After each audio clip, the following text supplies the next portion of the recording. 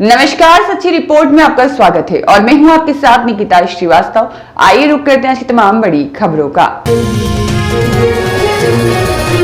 Marwar junction के खारची गांव में एक साथ टूटे 3 मकान के ताले, अज्ञात चोरों ने मंदिर को भी बनाया निशाना, लाखों की चोरी की वारदात की गई। मारवाड़ जंक्शन क्षेत्र में चोरियां रुकने का नाम नहीं ले रही हैं। उपखंड मुख्यालय के निकट खारची गांव में बीते रात्रि अज्ञात चोरों ने 3 मकान के ताले तोड़कर मकान में रखे नकदी, सोने चांदी के गहने लेकर फरार हो गए। साथ ही पास में ऐतिहासिक बायोसा मंदिर में सोने चांदी के छत्र और नकदी भी लेकर फरार हो गए। ग्रामीणों की सूचना से मारवाड़ जंक्शन थाना पुलिस मौके पर पहुंची और आसपास के क्षेत्र में लगे सीसीटीवी फुटेज खंगालने में जुट गई है और लगातार हो रही चोरियों से ग्रामीणों में आक्रोश भी देखा गया। मंदिर में और मकान में चोरी की वारदात से ग्रामीणों में भय का माहौल भी है। अज्ञात चोर मकान के बाहर खड़ी एक बाइक भी चुराकर फरार हो गए। सुरेश पवार की रिपोर्ट।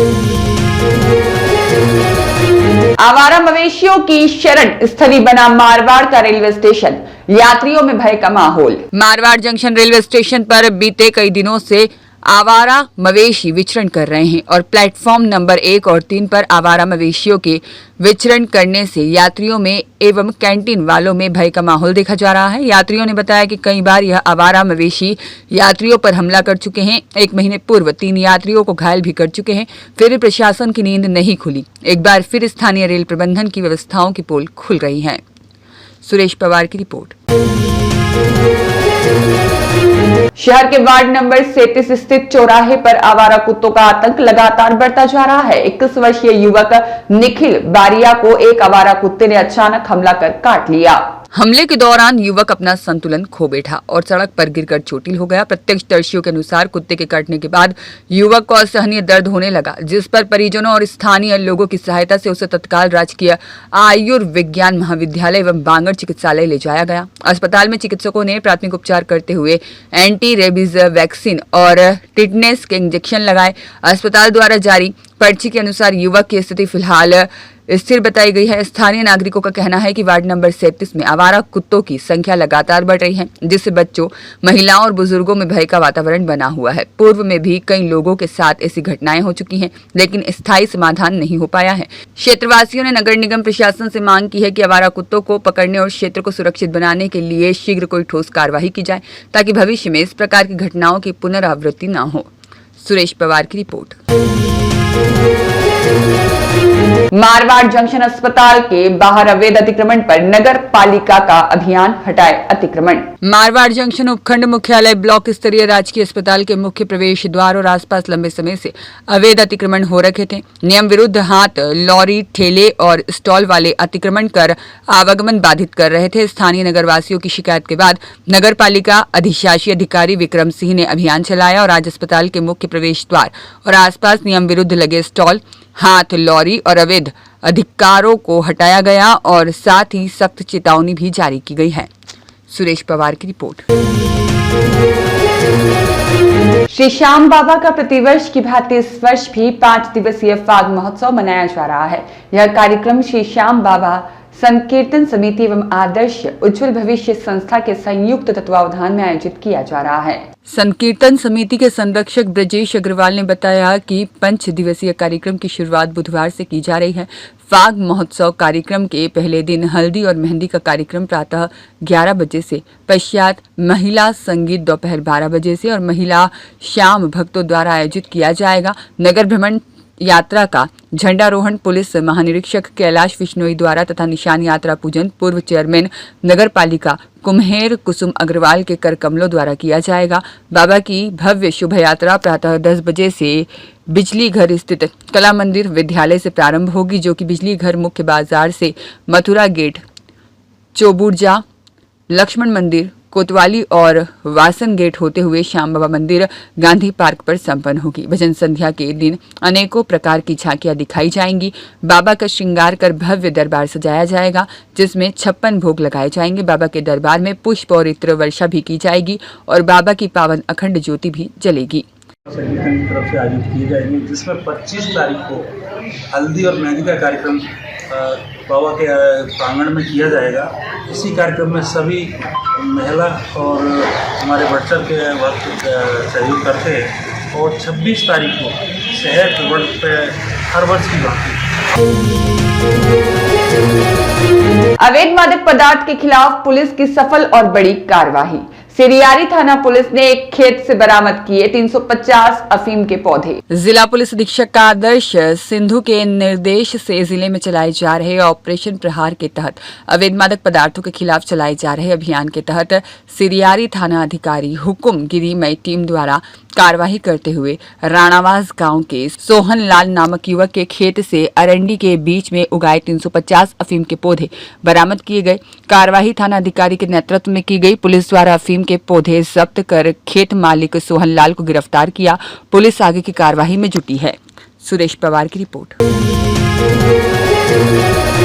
सैंडस्टोन से मकराना मार्बल तक पत्थरों की नगरी जोधपुर बना मार्बल ग्रेनाइट हब, युवाओं को मिल रहा व्यापक रोजगार। राजस्थान का दूसरा सबसे बड़ा शहर जोधपुर, जो अपनी ऐतिहासिक धरोहर, भव्य किलों और विश्व प्रसिद्ध जोधपुरी सैंडस्टोन के लिए जाना जाता है, अब औद्योगिक क्षेत्र में एक नई पहचान स्थापित कर रहा है। पारंपरिक रूप से पत्थरों की नगरी कहलाने वाला यह शहर आज मार्बल और ग्रेनाइट उद्योग के क्षेत्र में तेजी से उभरता हुआ केंद्र बन चुका है। पिछले लगभग 5 वर्षों में जोधपुर में मार्बल और ग्रेनाइट का सुव्यवस्थित एवं विशाल बाजार विकसित हुआ है। एशिया के सबसे बड़ी कॉलोनियों में शुमार विवेक विहार क्षेत्र सहित शहर के कई हिस्सों में आधुनिक शोरूम, स्टॉक यार्ड और प्रोसेसिंग यूनिट्स स्थापित हुई हैं। यहां अब राजस्थान का प्रसिद्ध Makrana marble, Rajnagar marble, Italian marble और विभिन्न प्रकार की प्रीमियम ग्रेनाइट स्थानीय स्तर पर उपलब्ध कराई जा रही है।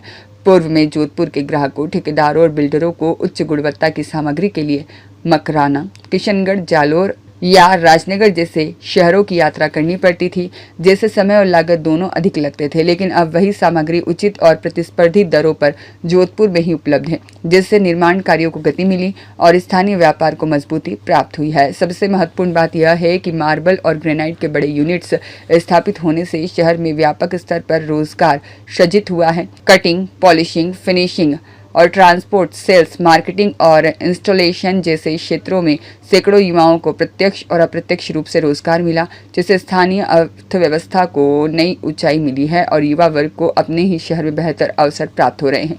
विशेषज्ञों का मानना है कि यदि यही विकास गति जारी रही तो आने वाले समय में जोधपुर पश्चिमी राजस्थान का प्रमुख मार्बल ग्रेनाइट डिस्ट्रीब्यूशन हब बन सकता है। आधुनिक तकनीक, बढ़ती मांग और संगठित व्यापार व्यवस्था इस उद्योग को निरंतर आगे बढ़ा रही है। स्पष्ट है कि जोधपुर अब केवल सैंडस्टोन तक सीमित नहीं रहा, बल्कि मार्बल और ग्रेनाइट उद्योग के माध्यम से औद्योगिक प्रगति और रोजगार सृजन का नया अध्याय लिख रहा है।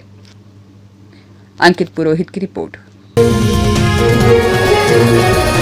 चिकित्सा सहयोगी आशाओं ने अपनी मांगों के लिए राज्य सरकार के नाम सौंपा ज्ञापन। वेतन मानदेय बढ़ाने की उठाई मांग।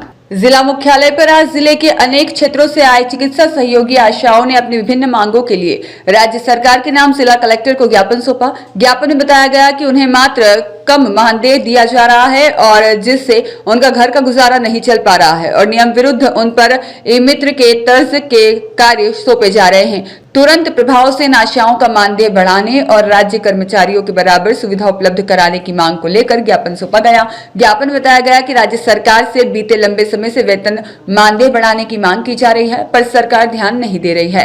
के लिए दिए गए ज्ञापन में हमें वो हम आशा सुगुणी है, हम उसी की सभी विभाग से हमारे जो भी पैसे मतलब बिल्कुल कम आते हैं, सैलरी बिल्कुल कम है, इंसेंटिव भी कटा के आते हैं। पहले तो साथ में आते थे, अभी वो टुकड़ों में दे रहे, तो हमें वो नहीं चाहिए। और एक जो ई मित्र वाला काम करवा रहे हैं, हमारे जो भी ऑनलाइन काम आता है वो सब आशा पे थोपा जाता है, तो हमें वो नहीं चाहिए। और हमारी ड्यूटी है वो फिक्स की जाए। हमारी कोई ड्यूटी नहीं, 24 घंटा हम काम करते हैं, एक मजदूर की तरह हम काम करें, तो भी हमारा कोई इंसेंटिव वगैरह, कोई मानदेय वगैरह, रोजगार वगैरह सही नहीं आ रहा। 300 रुपए नहीं पड़ेगी, वो हमारा बंद किया जाए। और जो टुकड़ों में पैसे दे रहे हैं वो हमारा बंद किया जाए, वो साथ में दे। और मैं परमानेंट नहीं करूँ तो कम से कम हमारा फिक्स सैलरी 18,000 19,000 तो करे, वो तो हमें सही तनख्वाह दे। कंचन मालवीय, प्रदेश उपाध्यक्ष, आशा चौधरी संघ। सुरेश पवार की रिपोर्ट।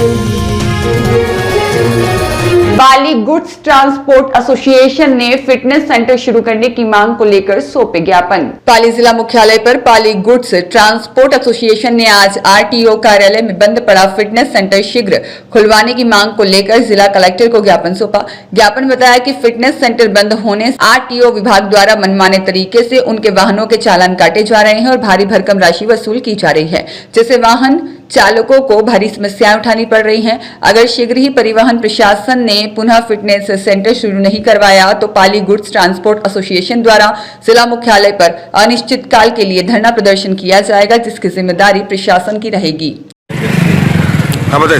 कैसा नाम? हम श्री पाली गुड्स ट्रांसपोर्ट एसोसिएशन से आए हैं। मैं महेंद्र सिंह चंदावत, अध्यक्ष।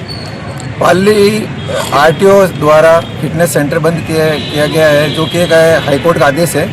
उसके आधार पे पाली आरटीओ की फिटनेस नहीं कर रहा है और पाली फिटनेस सेंटर भी लीगल नहीं है, जिसका मुआवजा ट्रक मालिक, टेम्पो मालिक, पिकअप मालिक कर रहे हैं। ना फिटनेस हो रही है, इसकी वजह से उनके हजारों लाखों के चालान आ रहे हैं। यदि इसका जल्द से जल्द सरकार कोई निवारण नहीं निकालेगी तो Pali transport association, all India transport association मिलकर चक्का जाम की स्थिति पैदा की जाएगी। इसका निवारण जल्द से जल्द सरकार से निवेदन है, जल्द से जल्द निवारण करें, इसका फिटनेस चालू की जाए। सुरेश पवार की रिपोर्ट। जिला कलेक्टर एवं पुलिस अधीक्षक की अध्यक्षता में जिला स्तरीय CLG शांति समिति की बैठक हुई आयोजित। जिला मुख्यालय पर आज जिला कलेक्टर कार्यालय पर जिला स्तरीय CLG एवं शांति समिति की आवश्यक बैठक आयोजित की गई। आगामी त्योहार को शांतिपूर्ण तरीके से और सौहार्दपूर्ण वातावरण में संपन्न कराने की विस्तृत चर्चा की गई। कानून व्यवस्था को बनाए रखने के लिए आवश्यक दिशा निर्देश जिला कलेक्टर LN मंत्री द्वारा दिए गए। CLG बैठक में आपसी समन्वय, सहयोग, सजगता बनाए रखने और शांति बनाए रखने का शांतिपूर्ण माहौल में त्योहार मनाने की अपील की गई। सोशल मीडिया पर भ्रामक अफवाह फैलाने वाली सूचनाओं से सतर्क रहने और तुरंत पुलिस को सूचित करने की अपील भी की गई। आमजन से आपसी भाईचारा और शांति बनाए रखने पर विशेष जोर दिया गया। महत्वपूर्ण बैठक में जिला कलेक्टर LN मंत्री, पुलिस अधीक्षक आदर्श सिंधु सहित जिला स्तरीय अधिकारी और सभी समुदाय के लोग सम्मिलित हुए। सुरेश पवार की रिपोर्ट। रायपुर के बलग्राम पंचायत क्षेत्र की गोचर भूमि स्थित पहाड़ी पर अवैध खनन का मामला सामने आया है। खनन के चलते वहां कई स्थानों पर गहरे गड्ढे बन गए हैं, जो हादसों को न्योता दे रहे हैं। क्षेत्र में चरने आने वाले बेसहारा मवेशियों और पशुपालकों के पशुओं के लिए इन गहरे गड्ढों से दुर्घटना का खतरा बना हुआ है। ग्रामीणों का आरोप है कि अवैध खनन लगातार बढ़ रहा है, लेकिन ग्राम पंचायत, खनिज विभाग और स्थानीय प्रशासन इस ओर ध्यान नहीं दे रहा है। गड्ढों की संख्या बढ़ने से संभावित दुर्घटनाओं की आशंका भी बढ़ती जा रही है। ग्रामीणों ने प्रशासन से अवैध खनन पर रोक लगाने की मांग की है और जो भी अवैध खनन कर रहा है उनके खिलाफ कार्रवाई करने की मांग की है। बलवीर जलवानिया की रिपोर्ट। 7 दिवसीय प्राकृतिक चिकित्सा शिविर से मिला स्वास्थ्य एवं संतुलित जीवन का संदेश। आयुर्वेद विश्वविद्यालय में मोटापा निवारण चिकित्सा शिविर का हुआ समापन। आमजन के स्वास्थ्य संरक्षण के लिए नियमित अंतराल पर शिविरों का किया जाएगा आयोजन। कुलगुरु प्रोफेसर शुक्ल ने कहा। डॉक्टर सर्वपल्ली राधाकृष्णन राजस्थान आयुर्वेद विश्वविद्यालय के आंगिक यूनिवर्सिटी कॉलेज एवं केंद्रीय योग एवं प्राकृतिक चिकित्सा अनुसंधान परिषद के सहयोग से 7 दिवसीय मोटापा निवारण चिकित्सा शिविर का समापन समारोह कुलगुरु प्रोफेसर वेद गोविंद सहाय शुक्ल की गरिमामय उपस्थिति में हुआ।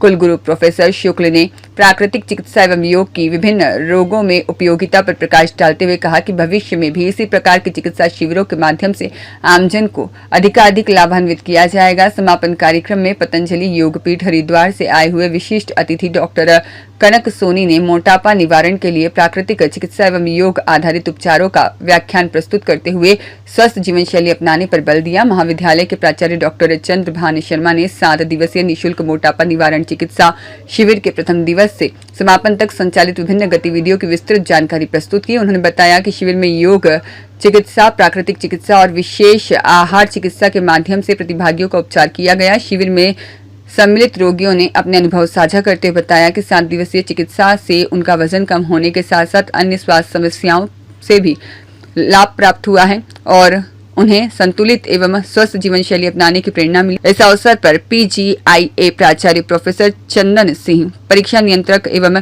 BSc नर्सिंग प्राचार्य professor Rajaram Agrawal, doctor Rakesh Gupta, doctor Sanjeev Bhargava, doctor Nisha Sisodia, doctor Ankita Acharya, doctor Priyanka Kapoor, doctor Markande Baharat, doctor Ajit Singh, doctor Kavita Phogawat, doctor Saloni Kohli, doctor Diksha Jain और सतीश ठाकुर और आवासीय चिकित्सक doctor Bhanwar Patel, doctor Bhuvnesh Agrawal, doctor Hemlata Parihar और डॉक्टर कीर्ति बड़ोदिया सहित आयुर्वेद, नेचुरोपैथी और BSc नर्सिंग महाविद्यालय के छात्र छात्राएं उपस्थित रहे। डॉक्टर दिनेश चंद्र की रिपोर्ट।